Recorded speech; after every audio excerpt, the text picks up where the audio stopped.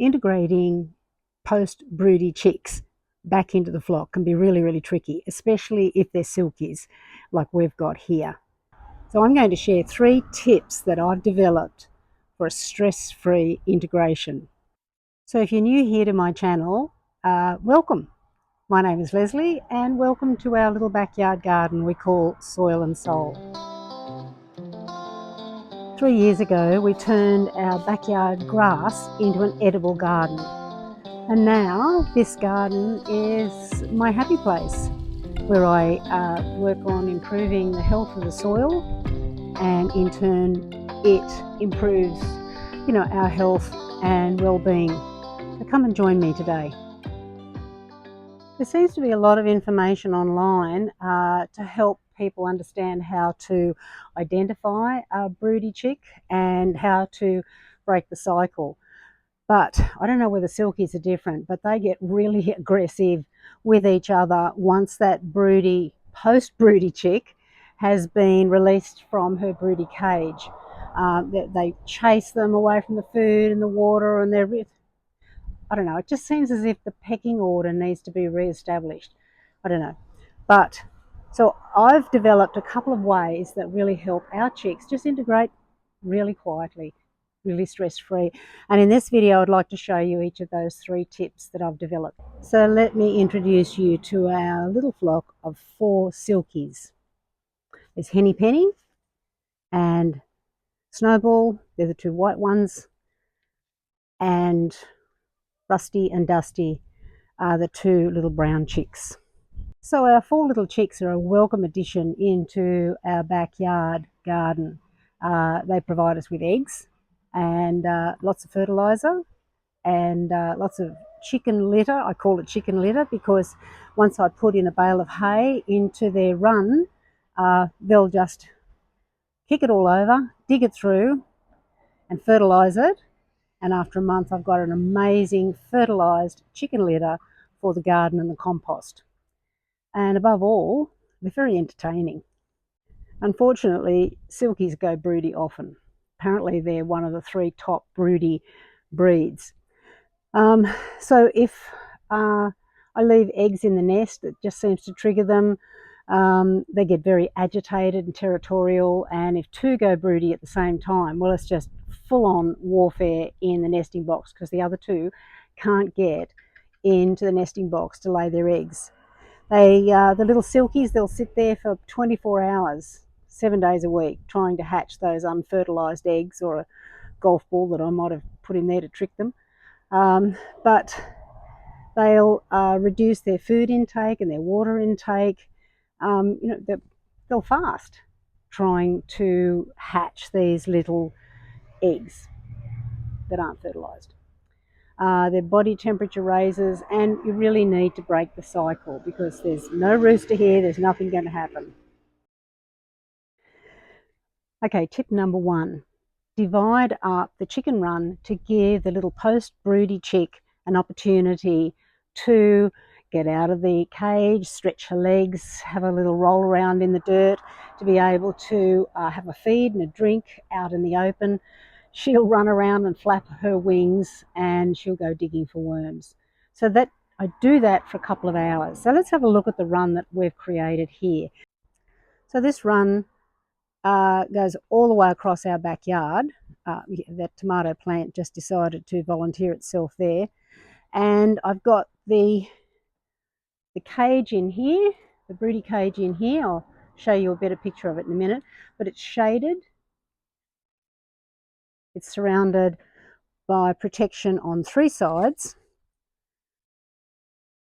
And this little gate here, I'm able to shut it off at any time. So that separates that run from the rest of this run. Now the chicks have, oh, there's Snowball there, wondering what's going on. So the chicks have shelter here, here with this tree, here with the worm farm if it's been raining, in underneath their coop, and of course the jungle over here. They get in there and sometimes I can hear them in the afternoon gossiping with one another. And of course there's an area down here as well. So there's a gate down this end that I can let them out onto this green area here. And also I can alternate and give them an opportunity to have time up there. But basically, this run can be blocked off. The broody cage is in here, and the chickens can have the rest of this run while, in this case, it's Henny Penny, can have a little bit of time to herself to stretch her legs. It's getting a bit hot out there, so I need to stand here to give you tip number 2. Before releasing the little chick from her broody cage, I gather some treats. I know Henny Penny likes some tomatoes, and they all love a snail or two, so I'm going to go and collect those little items and place them in her side of the run.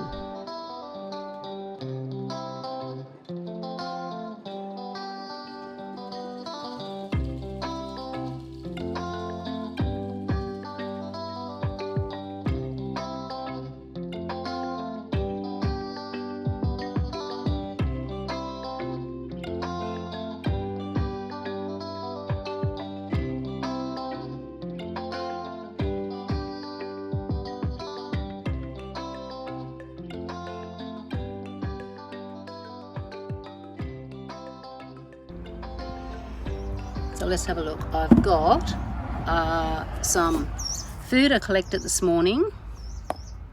I've got some comfrey, a few tomatoes and a snail. That's her first breakfast out in the freedom.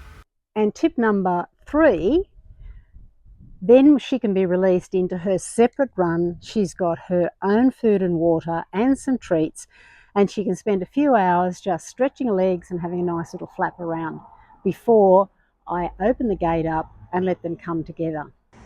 Okay, now that we've done the 3 things to prepare a little safe place for this chickie, let's get her out. I'm going to open up the gate here so I can get in here, and right down the end of the chicken run here is Henny Penny in her little broody cage. Time to come out, sweetie.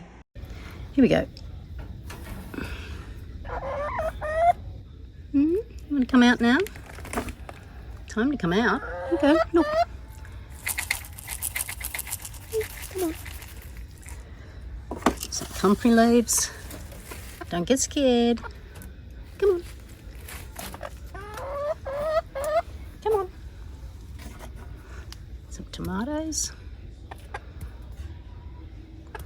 And a snail. Come on. Tick, tick.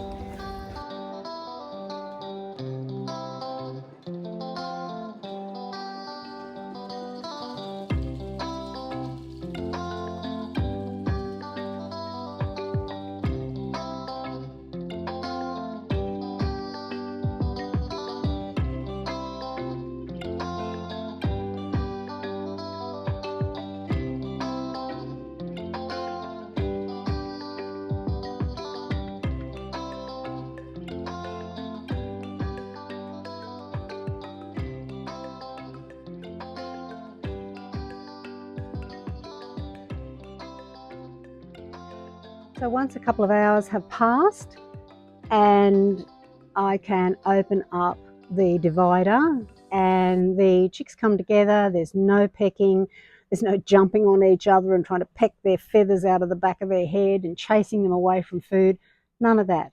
They just all come together, and I put some more treats in the run and let them get on with becoming a flock again. So those 3 things help these little chickies get back together again after the broody cage episode.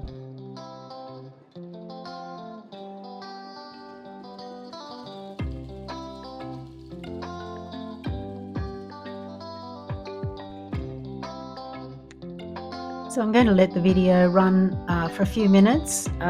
There's a little friend who is really keen to see how the chickies are developing, so I'll leave this to run for him.